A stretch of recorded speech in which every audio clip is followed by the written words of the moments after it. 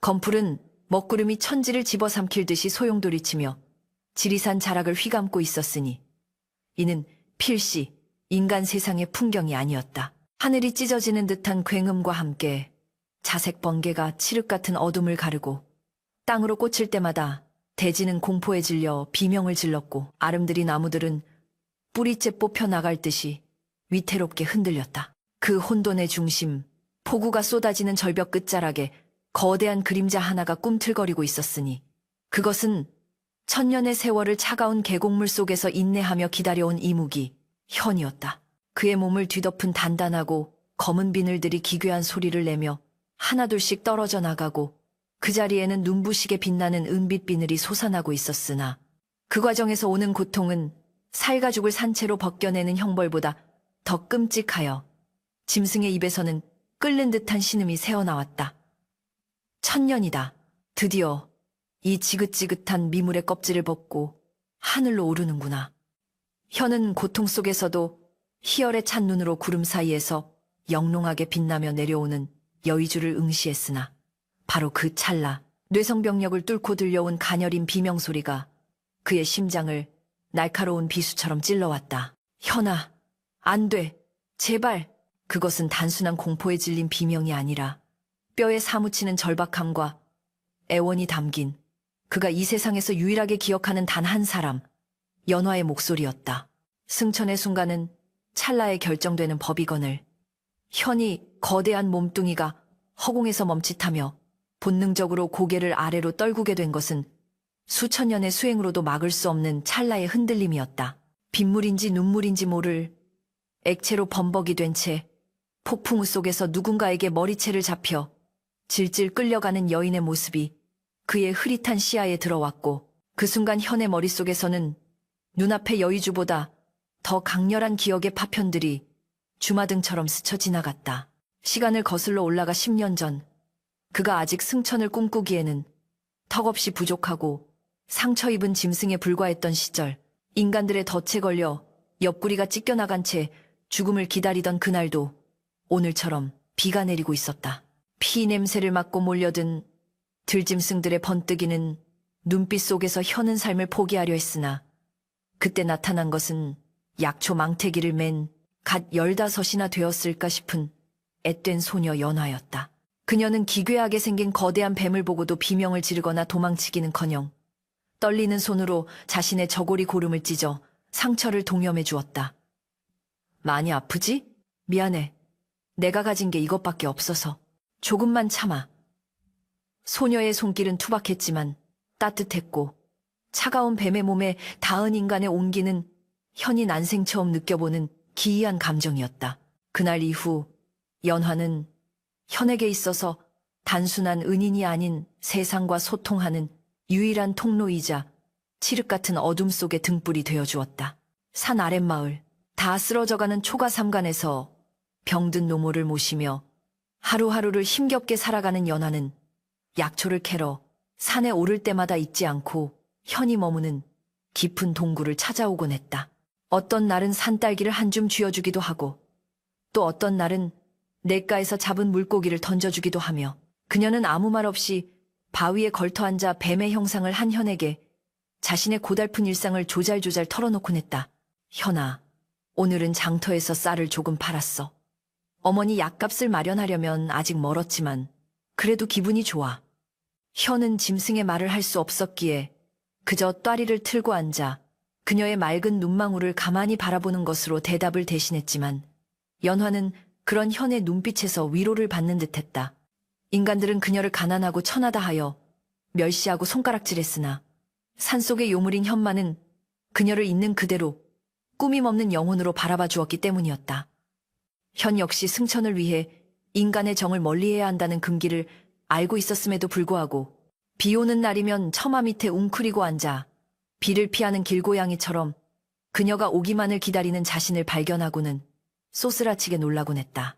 계절이 수없이 바뀌어 산천 초목이 옷을 갈아입고 연화가 앳된 티를 벗고 성숙한 여인이 되어가는 동안 현이 수행도 무르익어 어느덧 승천의 날이 가까워지고 있었다. 그는 밤마다 달빛을 머금고 내공을 쌓으며 용이 되어 구름 위를 노니는 상상을 하곤 했지만 그 상상의 끝에는 언제나 홀로 남겨질 연화의 쓸쓸한 뒷모습이 아른거려 가슴 한구석이 묵직해지곤 했다. 어느 늦가을 밤 유난히 밝은 보름달 아래서 현은 처음으로 연화에게 자신의 정체와 곧 다가올 이별에 대해 알리고자 마음먹었다. 그는 온몸의 기를 모아 잠시 동안 인간 남성의 형상을 빌려 그녀 앞에 섰는데 검은 도포 자락을 휘날리며 서 있는 그의 모습은 서늘하면서도 위엄이 서려 있어 감히 범접할 수 없는 기운을 내뿜고 있었다. 연화야. 처음으로 육성을 통해 불린 자신의 이름에 연화는 화들짝 놀라 눈을 동그랗게 떴으나 이내에 그 깊고 검은 눈동자가 자신이 돌봐주던 그 뱀의 것임을 알아채고는 떨리는 목소리로 대답했다. 현, 네가 정말 현이니? 이렇게 사람의 모습을 할 수도 있었던 거야? 현은 고개를 끄덕이며 그녀에게 다가가 거칠어진 손을 조심스럽게 잡았는데 인간의 형상을 했음에도 그의 손은 여전히 얼음장처럼 차가웠다. 나는 곧 떠나야 한다. 연화야. 천년을 기다려온 시간이 이제 코앞에 다가왔어. 하늘의 문이 열리면 나는 용이 되어 이 땅을 떠날 것이다. 현의 덤덤한 고백에 연화의 표정은 순식간에 어두워졌고 잡고 있던 손에 힘이 들어가는 것이 느껴졌다. 그녀는 억지로 미소를 지어 보이려 했으나 눈가에는 이미 물기가 어린 채였고 목소리는 물기 젖은 낙엽처럼 파르르 떨리고 있었다. 잘 됐네. 정말 잘된 일이야. 네가 그토록 원하던 일이잖아. 나는 괜찮아. 네가 용이 되어 하늘로 올라가면 매일 밤하늘을 보며 너를 생각할게. 그녀의 거짓말은 서툴렀고 그 서툰 배려가 현의 마음을 더욱 아프게 파고들었다. 그는 용이 되면 인간의 사사로운 감정 따위는 잊게 될 것이라 믿었으나 막상 이별을 고하는 순간 밀려오는 것은 승천의 기쁨이 아니라 가슴을 도려내는 듯한 상실감이었다. 현은 그녀를 품에 안고 싶었으나 자신의 냉기가 그녀에게 해가 될까 두려워 차마 팔을 뻗지 못하고 그저 애처로운 눈빛으로 바라만 볼 뿐이었다. 그러나 운명은 그들에게 평온한 이별조차 허락하지 않으려는 듯 마을에는 불길한 징조들이 하나둘씩 나타나기 시작했다. 현의 승천이 임박하면서 뿜어져 나오는 강한 음기가 주변의 날씨를 변화시켰는지 멀쩡하던 하늘에서 마른 날벼락이 치는가 하면 우물물이 핏빛으로 변하는 기이한 일들이 벌어진 것이다. 무지한 마을 사람들은 이를 두고 산신의 노여움이라며 두려움에 떨었고 탐욕스러운 원님은 이 혼란을 틈타 백성들을 더욱 수탈할 구실을 찾기에 혈안이 되어 있었다. 그러던 중 약초를 캐러 산을 오르내리던 연화가 밤늦게 낯선 사내 인간으로 변한 현화와 함께 있는 것을 보았다는 소문이 삽시간에 퍼져나갔고 사람들의 의심의 화살은 애꿎은 연화에게로 향하기 시작했다. 저 계집이 산속의 요물과 붙어먹어 마을에 재앙을 불러오는 게야. 장터의 쑥덕거림은 점점 커져 비난과 저주가 되었고 연화는 죄인 아닌 죄인이 되어 집 밖으로 한 발자국도 나오지 못하는 신세가 되었다. 현은 산 위에서 마을을 내려다보며 감돌기 시작하는 불길한 살기를 감지했지만 승천을 앞두고 살생을 범하면 공들인 탑이 무너질까 두려워 섣불리 나설 수 없는 딜레마에 빠져 괴로워했다. 다시 현재로 돌아와 뇌우가 몰아치는 승천의 밤, 벼락이 내리꽂히는 절벽 위에서 현은 깨달았다. 자신이 지금 하늘로 올라가 버리면 저 아래에서 짐승 같은 인간들에게 유린당하고 있는 연화는 꼼짝없이 죽은 목숨이라는 것을. 그녀가 끌려가는 곳은 마을 어귀에 급조된 재단이었고 그곳에는 시퍼런 칼날을 든 원님과 광기에 사로잡힌 마을 사람들이 그녀를 제물로 바쳐 재앙을 막겠다고 아우성치고 있었다. 하늘이여, 어찌하여 나에게 이런 시련을 주시나이까? 천년의 기다림입니까? 아니면 단 하나의 정인입니까? 현이 절규는 천둥 소리에 묻혀 사라졌고 그의 몸은 반쯤용으로 변하여 허공에 떠 있었으나 마음은 이미 지상으로 곤두박질 치고 있었다.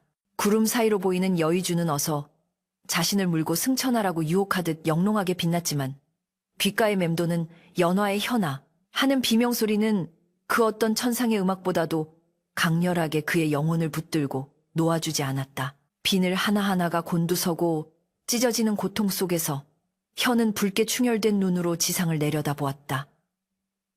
선택의 시간은 끝났다.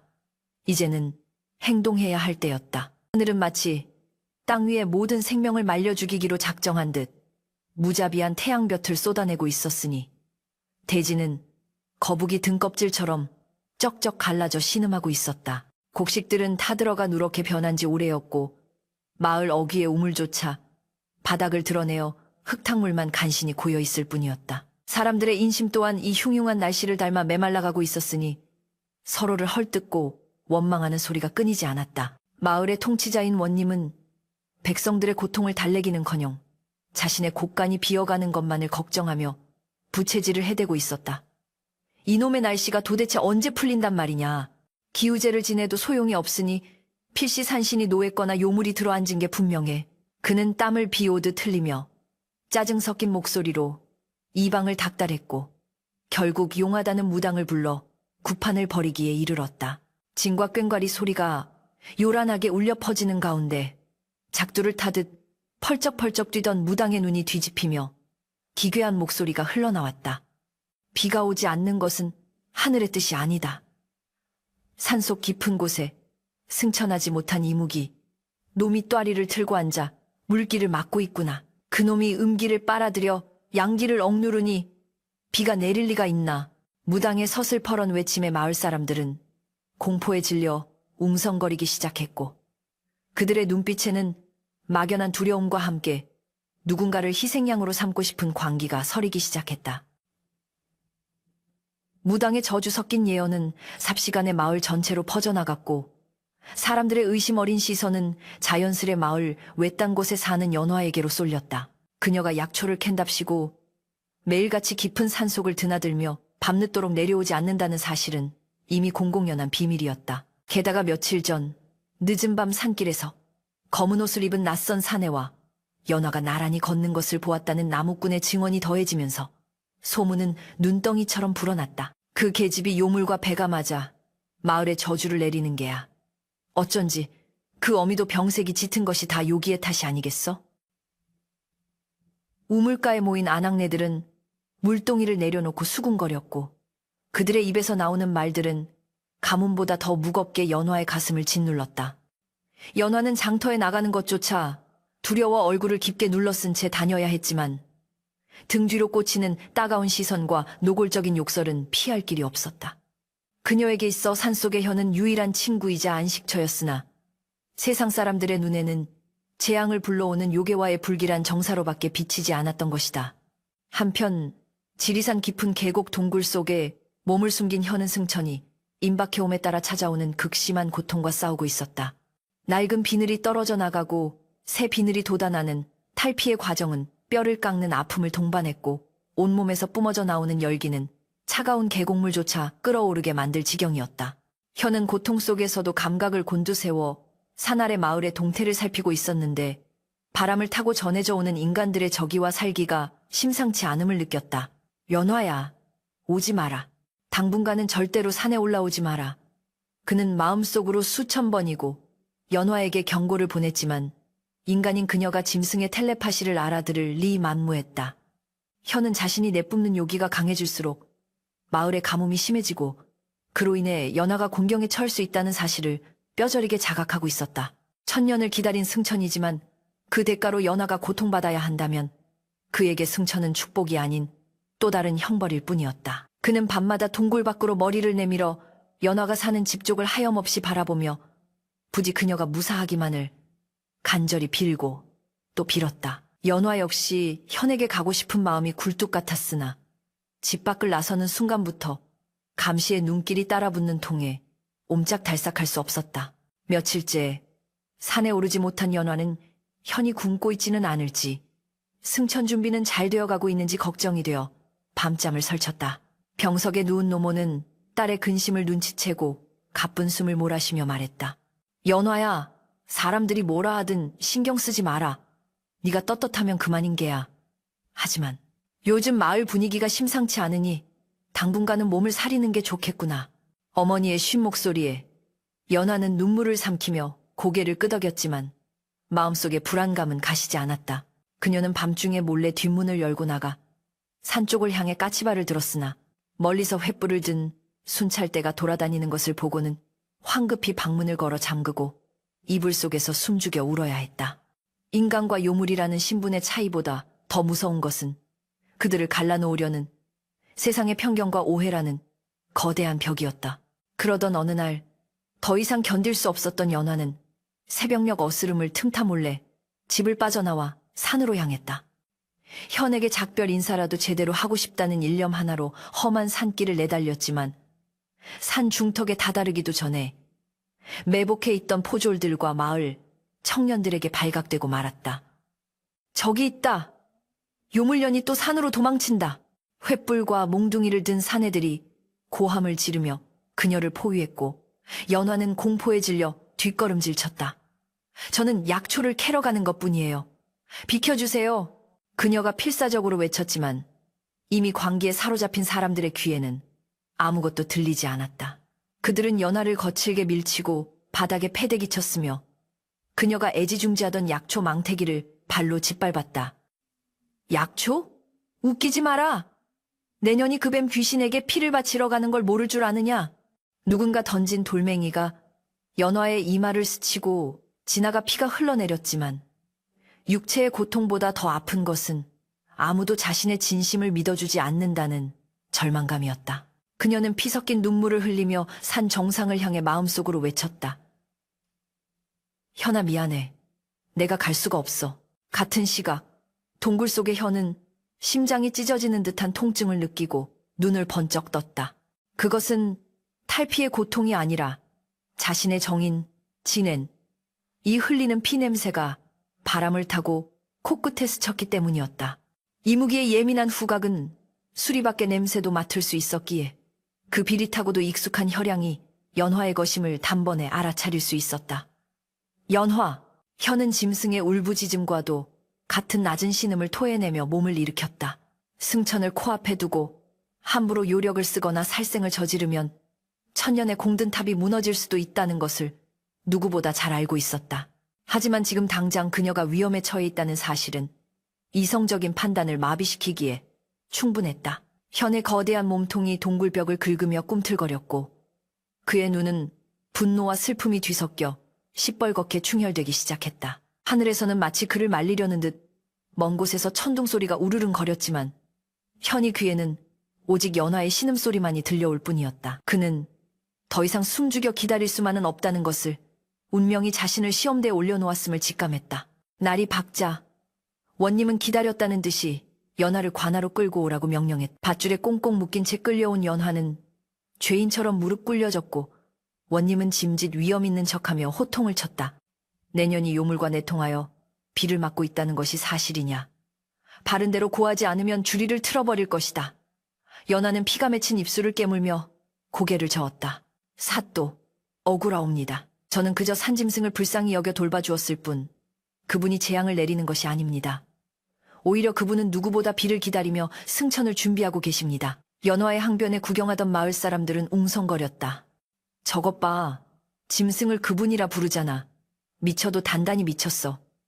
원님은 코웃음을 치며 탁자를 내리쳤다. 내 입으로 요물의 존재를 시인했구나. 여봐라. 인연을 당장 옥에 가두고 내일 밤 기우제 때 제물로 바칠 준비를 하라. 그 이무기놈이 제 발로 기어나오게 만들 것이다. 연화의 얼굴은 사색이 되었고 그녀는 자신이 죽는 것보다 현이 이 함정에 빠져들까봐 덜덜 떨기 시작했다.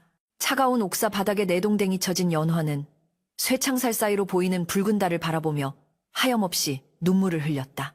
내일 밤이면 현이 승천해야 할 시간, 그것이 자신들의 마지막이 될지도 모른다는 불길한 예감이 그녀의 온몸을 휘감았다.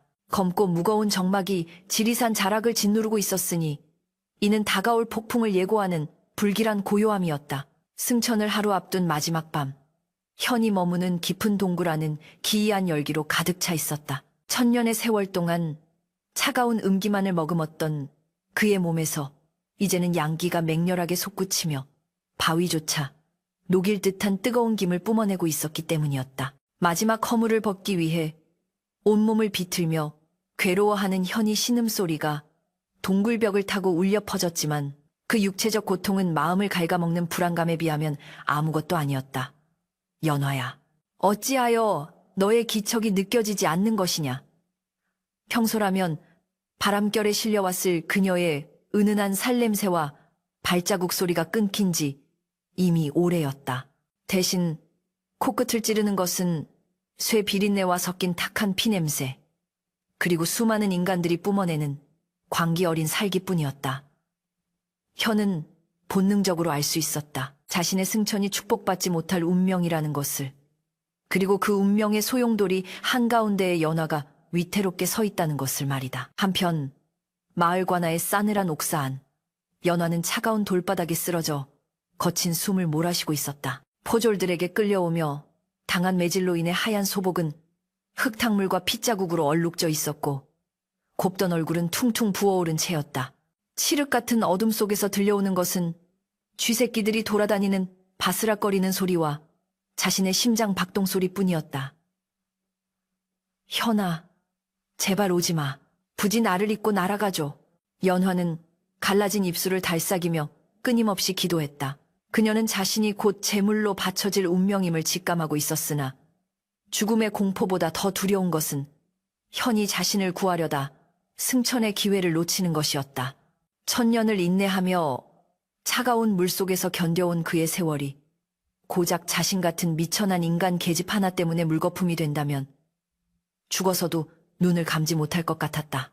연화는 옥사 창살 사이로 들어오는 희미한 달빛을 바라보며 현과 함께했던 산속에서의 추억들을 하나하나 되새겼다. 비 오는 날 처마 밑에서 나누던 온기, 그가 건네주던 산딸기의 달콤함, 그리고 무뚝뚝하지만 다정했던 그 검은 눈동자까지. 그것은 지옥 같은 현실 속에서 그녀가 붙잡을 수 있는 유일한 동아줄이었다. 관아의 사랑방에서는 원님이 기름진 안주를 씹으며 비릿한 미소를 짓고 있었다. 그의 앞에는 구판을 주관할 무당이 탐욕스러운 눈빛으로 앉아 있었다. 그래, 준비는 차질 없이 되었느냐? 원님의 물음에 무당은 조아리며 대답했다. 예, 사또 나으리. 내일 오시, 우시에 기우재단을 차리고 그 계집의 목을 베어 피를 뿌리면 숨어있던 이무기놈이 피 냄새를 맡고 반드시 모습을 드러낼 것입니다. 그때 미리 매복시켜둔 포수들이 일제히 화살을 쏘고 제가 부적을 날려 놈의 요력을 봉인하면 천하의 요물이라도 꼼짝 못할 것입니다. 원님은 흡족한 듯 무릎을 쳤다. 좋아, 아주 좋아. 그 이무기의 가죽을 벗겨 임금님께 진상하고 고기는 탕을 끓여 먹으면 불로장생한다지? 이번 기회에 가뭄도 해결하고 내 출세길도 활짝 열리겠구나. 탐관오리의 웃음소리가 밤공기를 가르며 퍼져나갔지만 그 웃음 뒤에는 죄 없는 생명들을 짓밟으려는 추악한 욕망이 도사리고 있었다. 그들은 몰랐다. 자신들이 건드리고 있는 것이 단순한 산짐승이 아니라 천지의 조화를 부리는 영물이라는 사실을. 이튿날 날이 밝자마자 마을은 기우제 준비로 분주했다. 마을 어귀에 거대한 제단이 세워졌고 곳곳에 오방색 깃발이 나부꼈다. 사람들은 북과 징을 치며 분위기를 고조시켰지만 그들의 표정에는 축제의 즐거움보다는 두려움과 긴장감이 감돌았다. 정오가 가까워지자 옥문이 열리고 포졸들이 연화를 끌어냈다. 걸어라! 이 요물연화. 포졸의 거친 호통에 연화는 비틀거리며 일어섰다. 눈부신 햇살이 쏟아졌지만 그녀의 눈앞은 캄캄하기만 했다. 마을 사람들 사이를 지나 제단으로 끌려가는 길, 군중들은 돌을 던지며 욕설을 퍼부었다. 전현을 죽여라. 전현 때문에 우리 자식들이 굶어 죽는다. 요물의 청년. 찢어 죽여도 시원찮다. 연화는 묵묵히 그 모든 증오를 받아내며 고개를 숙였다. 그들의 분노가 이해되지 않는 것은 아니었다. 흉년과 굶주림은 인간을 짐승보다 못한 존재로 만들곤 하니까. 하지만 그 맹목적인 증오의 화살이 왜 하필 자신과 현에게 향해야 하는지 하늘의 뜻이 원망스럽기만 했다. 제단 위에 묶인 연화의 눈앞에는 시퍼런 작두날이 번뜩이고 있었다. 무당은 칼춤을 추며 주문을 외우기 시작했고 원님은 높은 단상에 앉아 이 광경을 느긋하게 즐기고 있었다. 하늘은 금방이라도 비를 뿌릴 듯 검은 구름이 몰려와 낮인데도 밤처럼 어두워졌다. 이는 현의 승천 시간이 임박했음을 알리는 신호였다. 오라, 오라, 비를 부르는 용이여, 피를 마시고 나타나라. 무당의 괴이한 외침과 함께 북소리가 심장을 둥둥 울렸다. 연화는 눈을 질끈 감았다. 현아, 지금이야. 지금 하늘로 올라가야 해. 여기를 보면 안 돼. 그녀는 마음속으로 절규했다. 바로 그 순간 산 정상 부근에서 구름을 뚫고 거대한 천둥 소리가 울려 퍼졌다. 쾅! 대지가 진동하고 재단의 촛불들이 일제히 꺼졌다. 사람들은 비명을 지르며 웅크렸고 원님의 얼굴색도 순식간에 하얗게 질렸다. 무슨 일이냐? 놈이 나타난 것이냐? 동굴 속의 현은 더 이상 참을 수 없었다. 하늘문이 열리는 기회가 느껴졌다. 구름 사이로 황금빛 여의주가 내려오는 것이 보였다. 저것을 물기만 하면 된다. 저것을 물고 구름 위로 솟구치면 그는 영원 불멸의 존재인 용이 되어 인간계의 모든 고통과 번뇌에서 벗어날 수 있었다. 그것이 1000년 동안 그가 갈망해온 유일한 목표였다.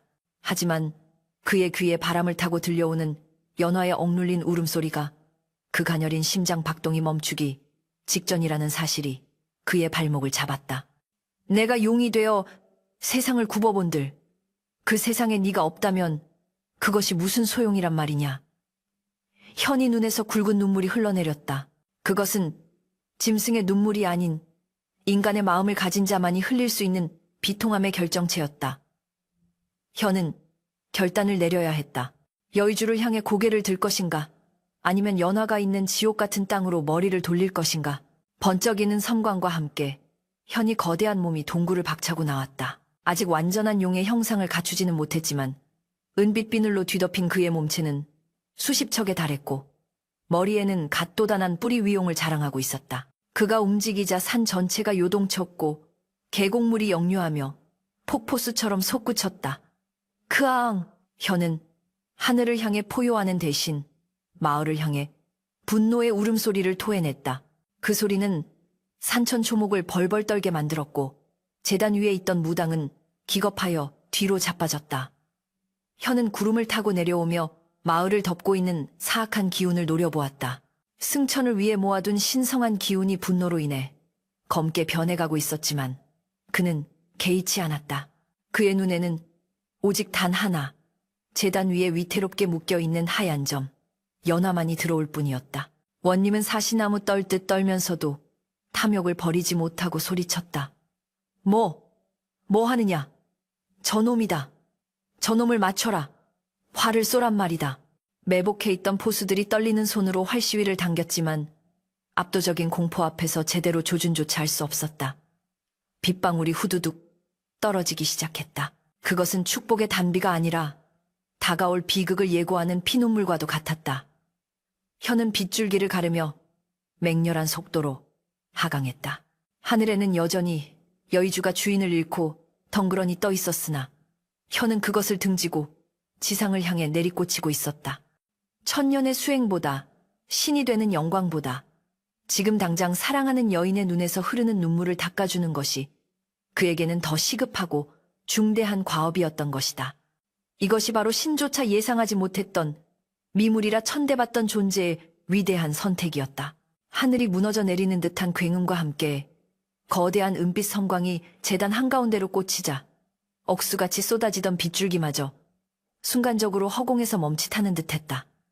흙먼지가 폭풍처럼 일며 사람들의 시야를 가렸고 재단을 둘러싸고 있던 포졸들은 추풍낙엽처럼 사방으로 튕겨나갔으며 팔을 높이 쳐들었던 망나니는 그 엄청난 기운에 눌려 비명 한 번 지르지 못한 채 저만치 나가떨어졌다. 자욱한 먼지 구름 속에서 서서히 드러난 것은 집채만 한 머리를 지켜든 거대한 이무기 현이 위용이었으니 그의 몸에서 뿜어져 나오는 서늘한 냉기와 압도적인 공포감에 사람들은 숨쉬는 것조차 잊고 그 자리에 얼어붙고 말았다. 현의 온몸을 뒤덮은 은비늘은 번개빛을 반사하여 섬뜩할 정도로 아름답게 빛났으나 그가 내뿜는 숨결은 화산의 열기처럼 뜨거워 주변의 빗물을 순식간에 증발시켜버리고 있었다.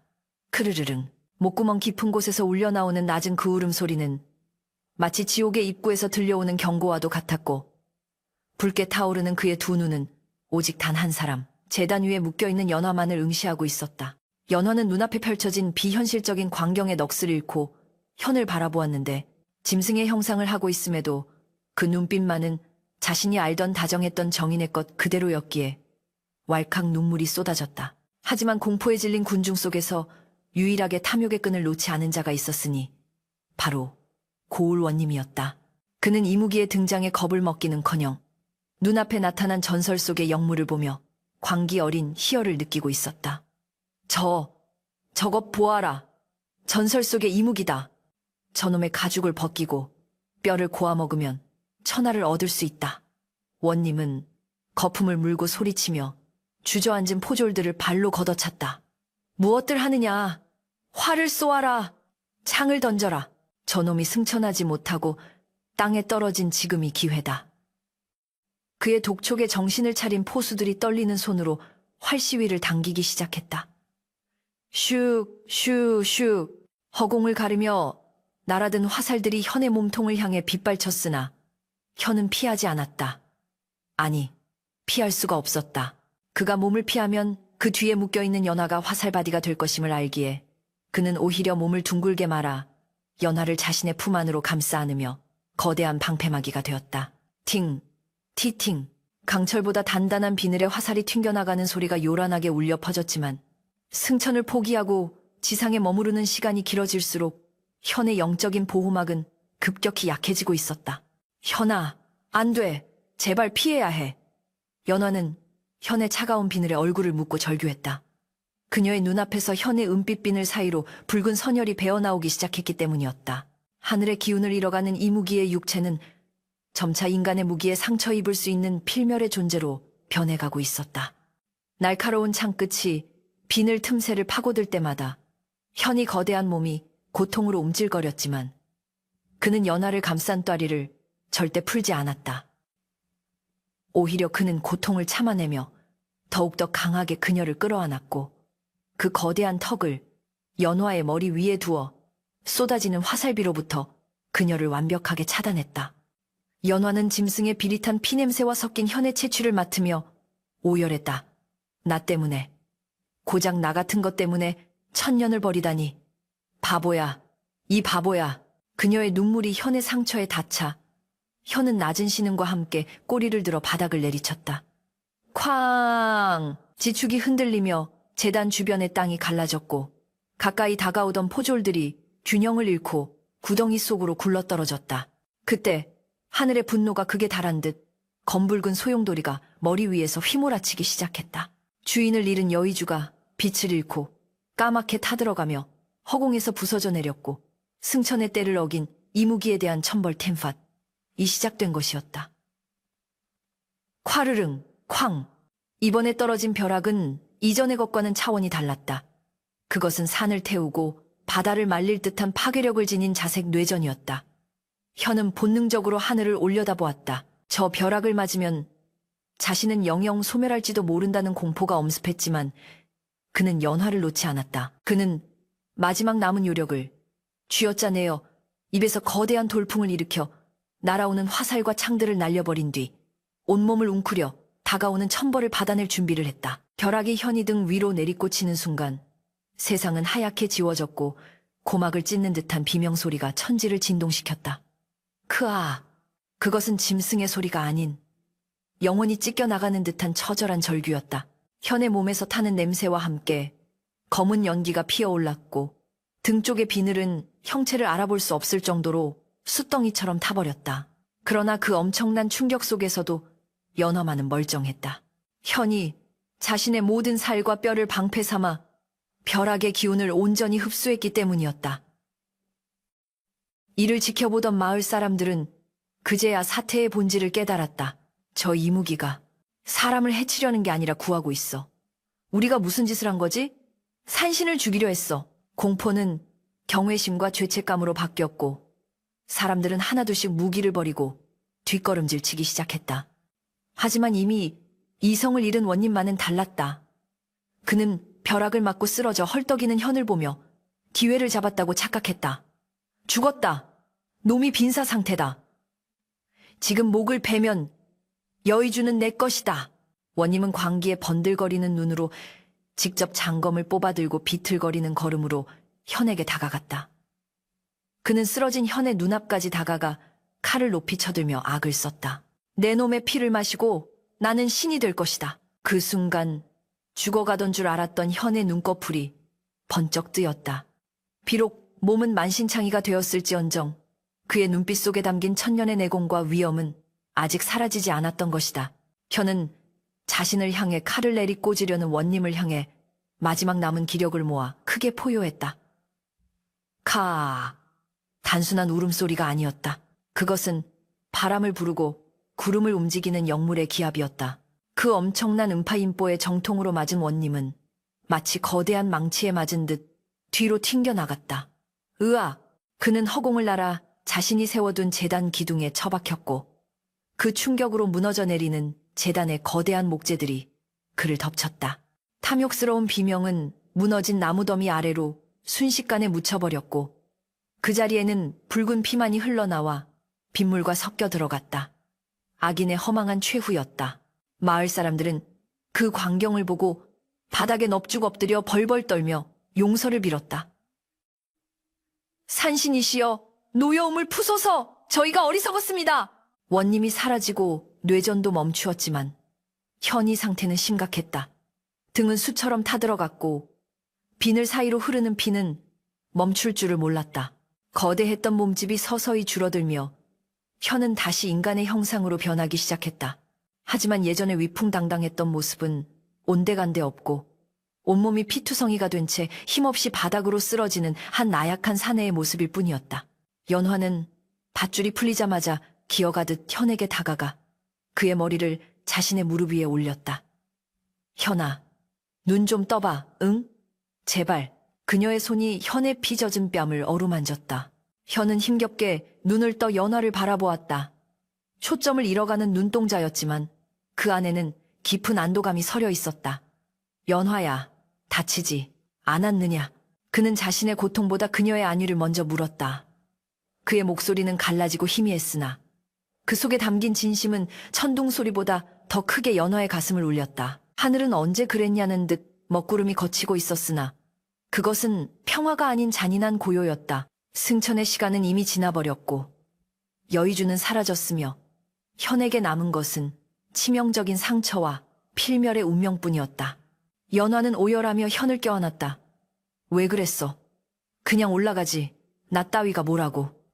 현은 피 묻은 손을 들어 연화의 눈물을 닦아주려 했으나 손에 힘이 들어가지 않아 툭 떨어지고 말았다. 그는 희미하게 미소 지으며 속삭였다. 하늘 위에서 홀로 영생을 누린들. 너 없는 세상이 무슨 의미가 있겠느냐. 나는 후회하지 않는다. 그 말은 연화의 심장에 영원히 지워지지 않을 인처럼 밝혔다. 빗줄기가 가늘어지며 보슬비로 변했고 대지는 그제야 타는 목을 축이기 시작했으나 두 연인을 감싼 공기는 슬픔으로 무겁게 가라앉아 있었다.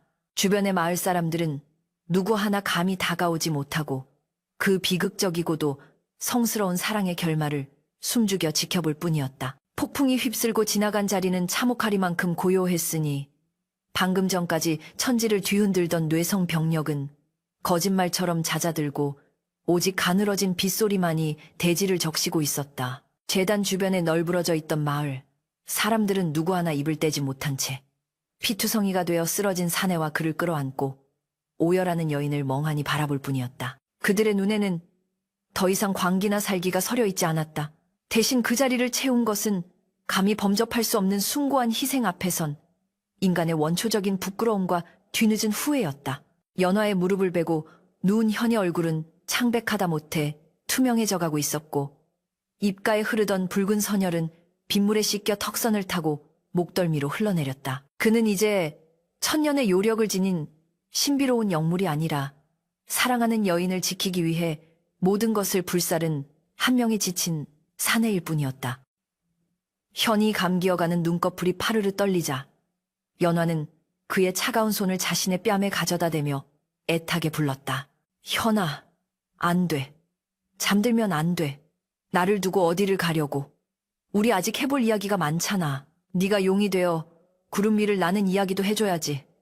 응? 그녀의 목소리는 물기에 젖어 흐느낌으로 변해갔고 그 뜨거운 눈물이 현의 손등 위로 툭툭 떨어졌다. 현은 무거운 눈꺼풀을 힘겹게 들어 올렸다. 흐릿해지는 시야 속에서도 연화의 얼굴만은 또렷하게 각인되어 죽음의 문턱을 넘어서는 순간까지도 놓치고 싶지 않은 유일한 빛이었다. 그는 입을 열어 무언가 말하려 했으나 목구멍에서 끓어오르는 핏덩이 때문에 쿨럭거리는 기침 소리만 새어나올 뿐이었다. 연화가 황급히 소매로 그의 입가를 닦아내자 현은 옅은 미소를 지으며 그녀를 안심시키려 애썼다. 울지 마라, 연화야. 네 눈에서 눈물이 나면 내 마음이 천 갈래만 갈래로 찢어진다. 그의 목소리는 바람에 날리는 낙엽처럼 위태로웠으나 그 안에 담긴 온기는 여전히 따뜻했다. 현은 떨리는 손을 들어 연화의 헝클어진 머리칼을 귀 뒤로 넘겨주었다. 그 투박하고 차가운 손길이 닿자 연화는 참았던 울음을 터뜨리며 그의 가슴에 얼굴을 묻었다. 나 때문에 고작 나 하나 살리겠다고 천년을 버렸어. 바보같이. 그깟 승천이 뭐라고 그냥 올라가 버리지. 왜 내려와서 이 꼴이 된 거야. 연화의 원망 섞인 절규는 차라리 자신을 버리고 떠나지 그랬냐는 애절한 사랑의 반어법이었다. 현은 가만히 고개를 저었다. 그의 뇌리에는 지난 천년간 차가운 물속에서 웅크리며 견뎌온 외롭고 고단했던 세월이 주마등처럼 스쳐 지나갔다. 뼈를 깎는 수행의 시간들, 용이 되겠다는 일념 하나로 버텨온 인고의 나날들. 하지만 그 긴 세월 속에서 그가 진정으로 살아있음을 느꼈던 순간은 용이 되기 위해 하늘을 바라보던 때가 아니라 상처 입은 자신을 치료해주던 연화의 따뜻한 눈빛을 마주했던 그 짧은 10년의 세월뿐이었다. 연화야, 내 말을 잘 들어라. 현은 마지막 힘을 짜내어 속삭였다. 나는 천년을 기다려 용이 되고자 했으나 그것은 그저 껍데기를 바꾸는 일일 뿐이었다. 진정으로 하늘에 닿는 길은 구름 위가 아니라 네 곁에 있었다. 너와 함께한 지난 시간들이 나에게는 승천보다 더 값진 천국이었다. 그의 고백은 유언이 되어 빗소리에 섞여들었고 듣는 이들의 가슴을 먹먹하게 만들었다. 그러니 슬퍼하지 마라. 나는 승천을 포기한 것이 아니다. 너라는 우주를 얻었으니 이보다 더 큰 승천이 어디 있겠느냐. 말을 마친 현의 눈동자가 서서히 초점을 잃어갔다. 그의 몸을 지탱하던 마지막 생명력이 빠져나가자 기이한 현상이 일어나기 시작했다. 인간의 형상을 하고 있던 그의 몸에서 은은한 빛이 뿜어져 나오더니 마치 새벽 안개처럼 흩어지며 공기 중으로 스며들기 시작한 것이다. 그것은 육신이 썩어 흙으로 돌아가는 것이 아니라 그의 영혼이 대자연의 일부로 동화되는 과정이었다. 현아, 안 돼. 가지마. 연화가 허공을 휘저으며 그를 잡으려 했으나 현의 육신은 이미 반쯤 투명해져 빗물과 함께 대지에 스며들고 있었다. 마지막 순간 현은 환영처럼 희미해진 입술로 연화의 이마에 입을 맞추며 작별을 고했다. 부디 행복해라, 내 사랑. 그 말을 끝으로 현의 모습은 완전히 사라졌고 그가 누워있던 자리에는 그가 입고 있던 피젖은 검은 도포만이 덩그러니 남겨졌다. 현이 완전히 소멸함과 동시에 하늘에서는 굵은 빗줄기가 본격적으로 쏟아지기 시작했다. 그러나 이번에 내리는 비는 이전의 폭풍우와는 달랐다. 그것은 메마른 대지를 적시고 죽어가는 생명들을 되살리는 따뜻하고 부드러운 단비였다. 사람들은 빗속에 서서 하늘을 올려다보았다. 비다, 단비가 내린다. 누군가 외쳤고 곧이어 마을 곳곳에서 탄성이 터져나왔다. 갈라진 논바닥에 물이 차오르고 말라 비틀어졌던 풀잎들이 다시 고개를 드는 기적 같은 광경이 펼쳐졌다. 사람들은 그제야 깨달았다. 이무기가 죽어서 원한을 품고 재앙을 내린 것이 아니라 자신의 목숨을 바쳐 마을의 생명을 불어넣고 떠났음을. 그들은 비를 맞으며 무릎을 꿇고 통곡했다. 우리가 산신을 죽였다. 은인을 몰라보고 천벌받을 짓을 저질렀어. 마을 사람들의 참회 소리가 빗소리와 섞여 울려 퍼졌으나 이미 떠나간 님은 돌아오지 않았다.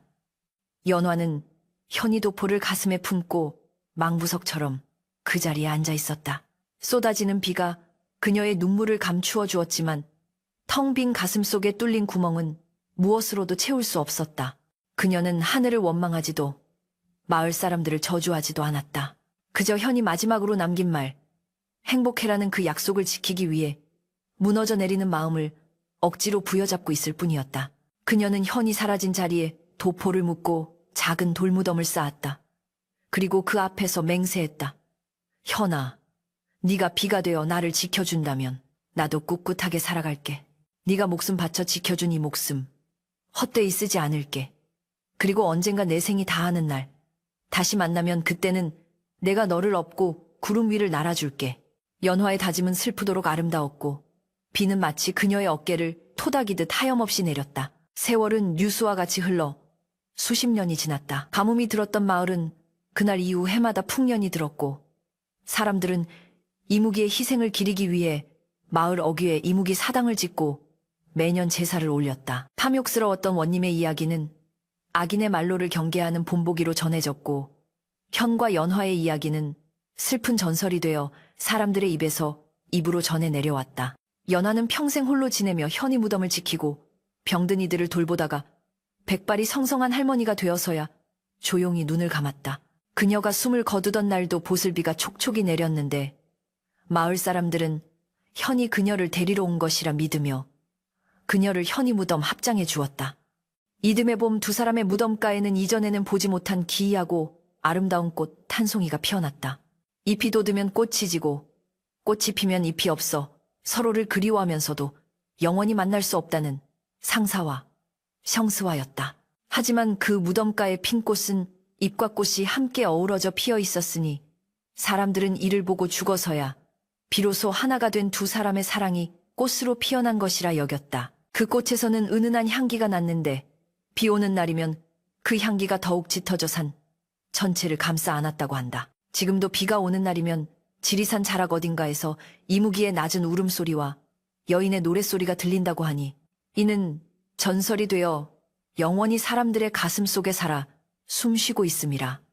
짐승으로 태어나 신이 될 기회를 버리고 인간보다 더 인간답게 사랑하다간 이무기현, 그리고 그 사랑을 목숨보다 귀히 여겼던 연화. 두 영혼의 이야기는 천년의 세월이 흘러도 퇴색하지 않는 진정한 사랑의 의미를 우리에게 묻고 있다.